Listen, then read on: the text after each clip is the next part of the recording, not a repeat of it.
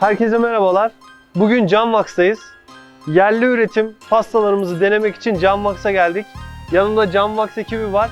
Şimdi hep birlikte pastalarımızı deneyeceğiz ve daha sonra yorumlarımızı alacağız. İşlemlere geçelim.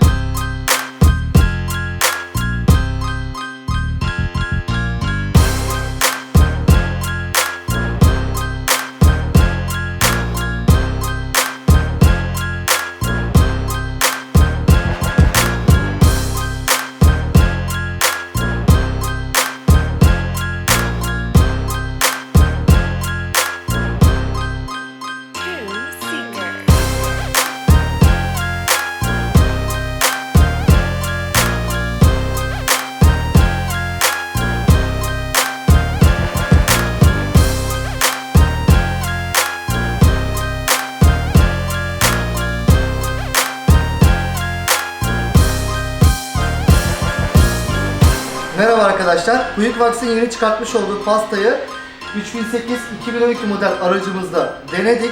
Gerçekten iddialı, güzel bir pasta çıkartmışlar.